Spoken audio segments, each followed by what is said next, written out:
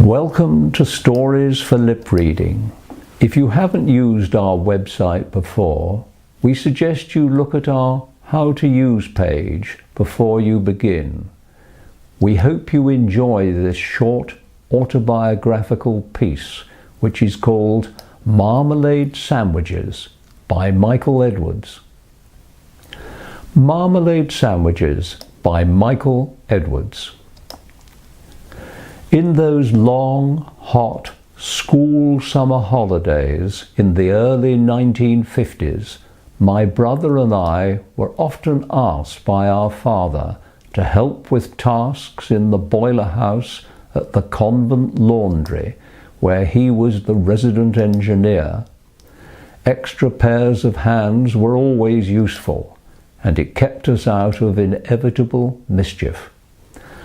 I remember well the oppressively hot boiler house and the arduous task of filling the bunker with barrow load after heavy barrow load of coal fetched from a large outside fuel store.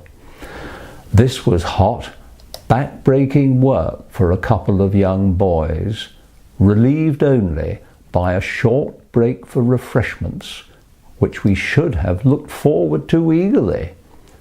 The laundry sister would quietly bring in a billy can of tea, 3 chipped enamel mugs, and a plate of sandwiches.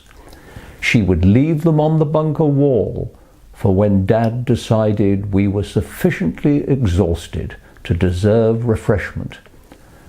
A few words with Dad, a smile in our direction, and she would depart as quietly as she had arrived. The tea was always reasonably warm, ready milked, and seriously sweet. The billy can lid kept the coal dust out. The sandwiches were prepared with the thinnest slices of white bread, cut into large triangles. They would be filled with grated cheese or smeared with cheap margarine and generously spread with runny, homemade marmalade. Left in the stifling heat on the bunker wall, the thin sliced white bread sandwiches would soon be liberally coated with coal dust and begin to curl up from the corners as we went about our task. The cheese sandwiches remained surprisingly palatable to us exhausted workers, despite the sweaty cheese and the dried out bread. The tea was very welcome. The marmalade sandwiches were altogether a different matter. Now, marmalade does not react well to hot, dry conditions. Soaking into the already curled up bread, the runny marmalade congealed into a sharply sweet lacquer coated with gritty coal dust. It seemed that just as we stopped for our break, the laundry sister would contrive to pop her head round the boiler house door to check that we were enjoying our refreshments.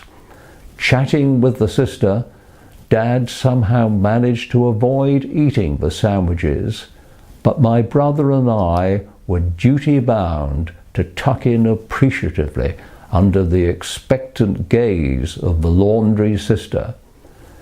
I would down the dreadful sandwiches, hating every awful mouthful.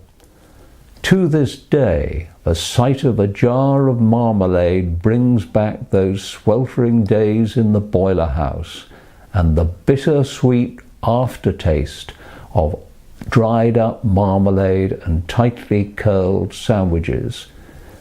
My brother ate the offerings with relish, much to the sister's satisfaction and to my incomprehension, and enjoys marmalade to this day.